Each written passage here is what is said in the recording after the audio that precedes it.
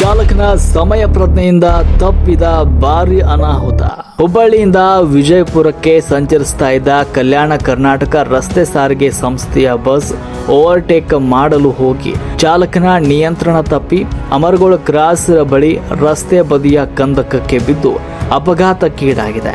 ಆದರೆ ಚಾಲಕನ ಸಮಯ ಪ್ರಜ್ಞೆಯಿಂದಾಗಿ ಯಾವುದೇ ಪ್ರಾಣಹಾನಿ ಸಂಭವಿಸಿದೆ.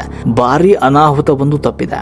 ಬಸ್ನಲ್ಲಿದ್ದ ಪ್ರಯಾಣಿಕರ ಪೈಕಿ ಸುಮಾರು 10 ಜನರಿಗೆ ಸಣ್ಣ ಪುಟ್ಟ ಗಾಯಗಳಾಗಿದ್ದು, ತಕ್ಷಣವೇ ಗಾಯಾಳುಗಳನ್ನ ನರಗುಂದ ತಾಲೂಕಿನ ಸಾರ್ವಜನಿಕ ಸರ್ಕಾರಿ ಆಸ್ಪತ್ರೆಗೆ ದಾಖಲಿಸಿ ಚಿಕಿತ್ಸೆಯನ್ನು ನೀಡಲಾಗ್ತಾ ಇದೆ. ಇನ್ನು ವಿಷಯ ತಿಳಿತಾ ಇದ್ದಂತೆ ನವಲಗುಂದ ಪೊಲೀಸ್ ಠಾಣೆಯ ಸಬ್ ಇನ್ಸ್ಪೆಕ್ಟರ್ ಜನಾರ್ದನ ಭಟ್ರಳ್ಳಿ ಅವರು ಘಟನಾ ಸ್ಥಳಕ್ಕೆ ಹಾಗೂ ನರಗುಂದ ಸರ್ಕಾರಿ ಆಸ್ಪತ್ರೆಗೆ ಭೇಟಿ ನೀಡಿ ಪರಿಶೀಲನೆ ನಡೆಸಿ ಗಾಯಾಳುಗಳ ಕ್ಷೇಮವನ್ನು ವಿಚಾರಿಸಿದ್ದಾರೆ. ರಾಷ್ಟ್ರ ಕ್ರಾಂತಿ ನ್ಯೂಸ್ ನರಗುಂದ.